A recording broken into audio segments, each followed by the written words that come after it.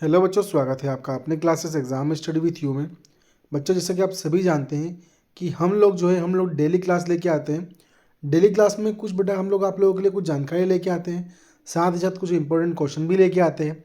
तो बेटा, अगर आप लोग चैनल पर नए हैं तो प्लीज़ आप लोग चैनल को सब्सक्राइब कर लीजिएगा और बेल आइकन को प्रेस करना बिल्कुल भी मत भूलिएगा बेटा। तो देखिए बेटा, आज की जो क्लास हम लोग की होने वाली है ना, समझिएगा। वो जो क्लास है बेटा हम लोग की राजनीति विज्ञान की होने वाली है, जिसमें कि हम कक्षा 12वीं के राजनीति विज्ञान के काफ़ी ज़्यादा महत्वपूर्ण क्वेश्चंस को जो है पढ़ने वाले हैं।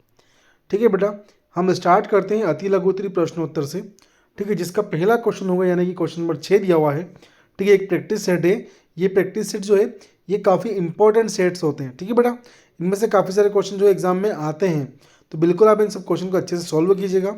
जिस किसी क्वेश्चन में कोई समस्या लगे आप मुझे बिल्कुल अच्छे से कमेंट कीजिएगा और बताइएगा। ठीक है बेटा, तो देखिए बेटा, पहला क्वेश्चन जो होने वाला है वो होने वाला है कि द्विध्रुवीता का अर्थ लिखिए। द्विध्रुवीता होती क्या, उनके अर्थ के बारे में बताना है हम लोग को। नेक्स्ट क्वेश्चन होगा इसके बाद कि शाक थेरेपी के कोई दो परिणाम लिखिए। शाक थेरेपी होती क्या है, उनके कोई दो परिणामों के बारे में हमको इसमें जानकारी जो है वो देना है। ठीक है बेटा, फिर नेक्स्ट क्वेश्चन हम लोग होगा इंग्लिश मीडियम हिंदी मीडियम दोनों वाले बच्चों के लिए दिया हुआ है। ये हिंदी मीडियम वालों के लिए, इंग्लिश मीडियम वालों के लिए।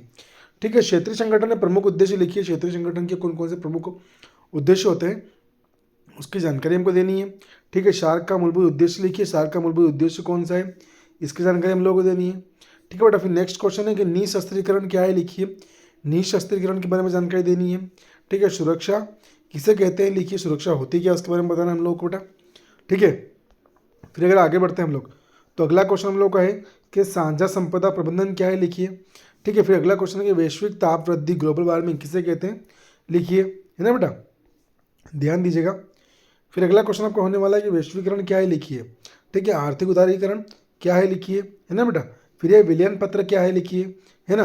देखिए बेटा, इसी क्वेश्चन आपके जो है वो आगे क्वेश्चन आपके बहुत सारे और क्वेश्चन से आ रहे हैं। ठीक है बेटा, तो कौन सा था, विलय पत्र क्या है लिखिए, उसके बारे में बताना हम लोग को, है ना। फिर है स्वतंत्र क्या है, स्वतंत्रता के बाद भारत की प्रमुख चुनौतियाँ क्या थी, कौन कौन सी चुनौती भारत के सामने समक्ष आकर खड़ी हो गई थी, उसके बारे में हमको यहाँ पर जानकारी देनी है ना। फिर अगला क्वेश्चन की बात करते हैं, नियोजन क्या है लिखिए। ठीक है, मिश्रित अर्थव्यवस्था क्या है लिखिए, है ना। भारतीय विदेश नीति के प्रमुख दो आधार लिखिए। ठीक है, बंधु विश्व बंधुत्व किसे क्या तात्पर्य है ना बेटा। फिर अगला क्वेश्चन अगर देखते हैं हम लोग, अगला क्वेश्चन क्या हम लोग का, तो अगला क्वेश्चन होने वाला है कि 1980 के दशक में खतरनाक दशक क्यों कहा गया है लिखिए। पंचशील सिद्धांत क्या है उसके बारे में जानकारी देनी हमको, लिखना बताना इसमें, है ना बेटा। फिर अगर आगे बढ़ते हैं तो क्या है कि आपातकाल क्या है लिखिए, आपातकाल के बारे में बताइए। ठीक है, एकात्मक मानवतावाद क्या है लिखिए। ठीक है, देखो तो ये आपके 2 नंबर के सारे क्वेश्चन खत्म हो रहे हैं बेटा। हम लोग ये क्वेश्चन स्टार्ट हो रहा है 3 नंबर के। तो यूरोपीय आर्थिक सहयोग संगठन का वर्णन कीजिए, क्या विस्तार से लिखिए। ठीक है, इसको एक और क्वेश्चन देते हुए ध्यान रखिए, क्या है कि आसियान आर्थिक समुदाय का उद्देश्य लिखिए। आसियान का जो है आर्थिक समुदाय के उद्देश्य कौन कौन से उद्देश्य होता है हम लोग को, है ना। फिर अगला क्वेश्चन है कि दक्षिण एशियाई देशों की राजनीतिक स्थिति को समझ कर लिखिए। दक्षिण एशियाई जो देश हैं उनकी राजनीतिक स्थिति किस प्रकार की थी, उनको समझना है, उनके बारे में आंसर हमको इसमें लिखना है।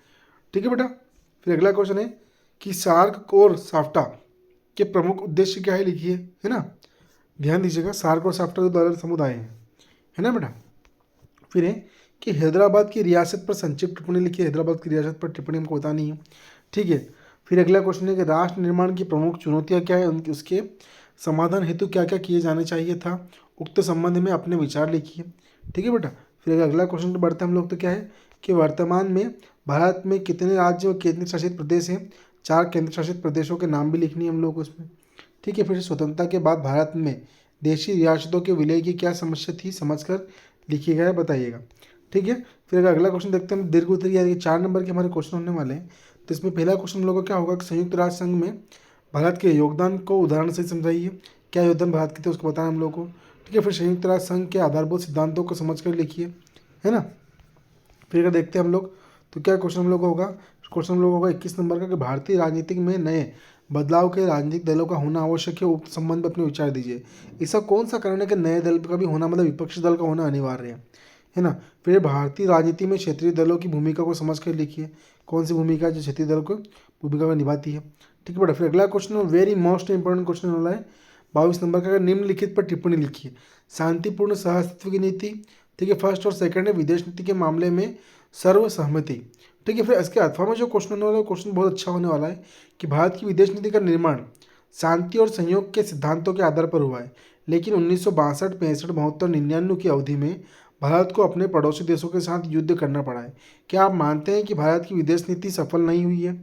ठीक है, अथवा यह अंतर्राष्ट्रीय स्थिति का परिणाम है? उक्त संबंध में अपने विचार दीजिए। ठीक है बेटा। फिर अगर देखो लास्ट क्वेश्चन हम लोग का होने वाला है क्वेश्चन नंबर 23 कि क्षेत्रीय मांगों का मानना और भाषा के आधार पर नए राज्यों का गठन करना एक लोकतांत्रिक कदम के रूप में देखा जाता है। इस कथन को नियोजित सिद्ध करने के लिए 3 उक्त तर्क दीजिए। 3 तर्क कौन कौन से? इसके अथवा वाला क्वेश्चन क्या बोल रहा है कि भारतीय लोकतंत्र की सफलता के लिए क्षेत्रवाद पर नियंत्रण लगाना आवश्यक है। उक्त संबंध में अपने विचार जो है समझकर लिखना है हम लोगों को। ठीक है बेटा। तो बेटा आपके 23-23 क्वेश्चन जो है क्वेश्चन नंबर 6 से लेकर 23 तक आपके टोटल जो है क्वेश्चन सारे जो है कंप्लीट हो रहे हैं इस क्लास में बेटा। ठीक है, इन सारे क्वेश्चन को आपको सॉल्व करना है। इनसे भी किसी भी क्वेश्चन में कोई समस्या अगर आपको आती है तो आप मुझे बिल्कुल अच्छे से रिकमेंड कीजिएगा।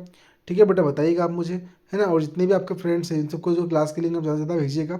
ठीक है, उन सभी से भी यह एक छोटा सा निवेदन ये भी है कि जो भी बच्चे नए क्लास में आ रहे हैं वो प्लीज़ चैनल को सब्सक्राइब करके जरूर जाएँ। ठीक है बेटा, थैंक यू सो मच।